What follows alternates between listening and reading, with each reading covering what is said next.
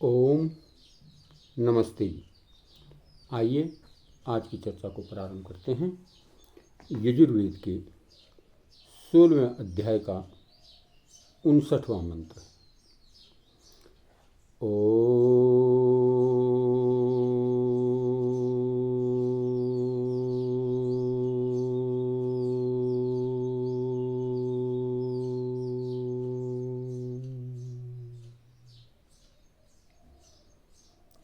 यो भूतानमधिपतयो विश्खासस्कपर्दिनः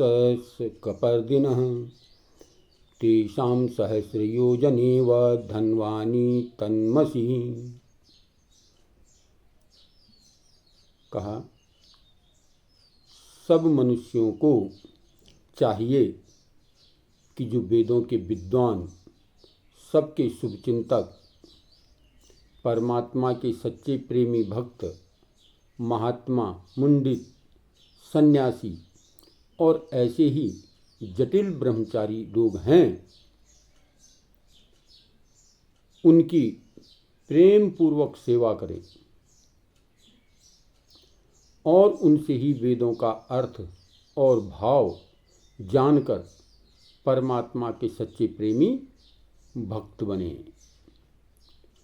महानुभाव महात्माओं की सेवा और उनसे वेद उपदेश लेने के लिए कहीं दूर भी जाना पड़े तब भी कष्ट सहन करके उनके पास जाकर उनकी सेवा करते हुए उपदेश धारण कर अपने जन्म को सफल करें। तो देखो कितनी बढ़िया बात इस मंत्र में बताई गई है कि हमें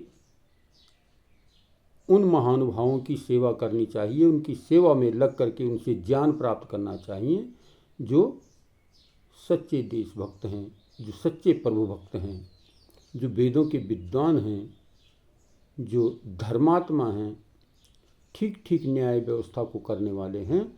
ऐसे महान संत मुनियों के हम दर्शन करें, उनकी सेवा शुश्रूषा करते हुए अपने इस जीवन को सफल करने का प्रयत्न करें।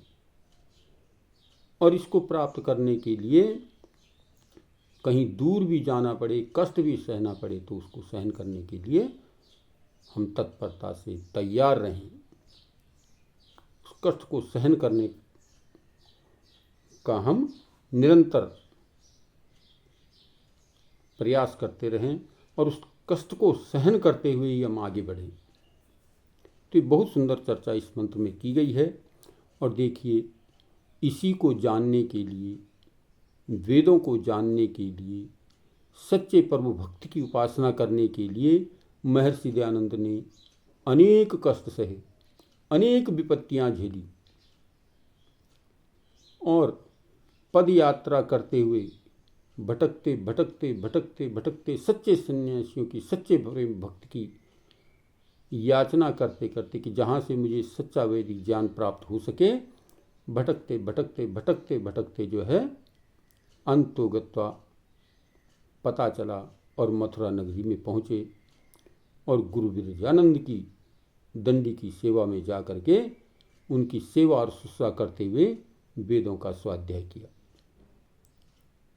तो ठीक इसी प्रकार से ये मंत्र में प्रेरित कर रहा है कि अच्छी संत जनों के, अच्छे लोगों की संगति करने के लिए चाहे दूर भी जाना पड़े, कष्ट भी सहना पड़े, लेकिन जाना चाहिए और उनकी सेवा और शुश्रूषा लेकर के अपने जीवन को धन्य करना चाहिए।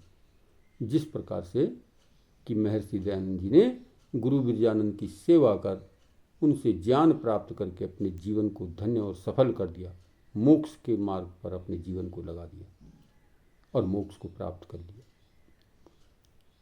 तो ऐसे ही ये मंत्र हमें प्रेरित कर रहा है कि हम अपने जीवन को ऐसे लोगों की, ऐसे भक्तजनों की सेवा में लगाएं कि जो वेदों के जानने वाले हों, जो हमें इस भवसागर से पार उतारने का मंत्र देने वाले हों, विचार देने वाले हों।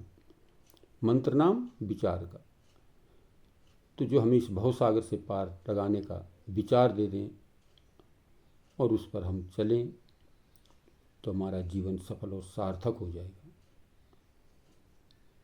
तो इस प्रकार से बहुत सुंदर अनेक लोगों ने स्वामी श्रद्धानंद अगर स्वामी दयानंद जी की संगति में नहीं आते तो शायद आज उनको भी कोई नाम लेने वाला नहीं होता।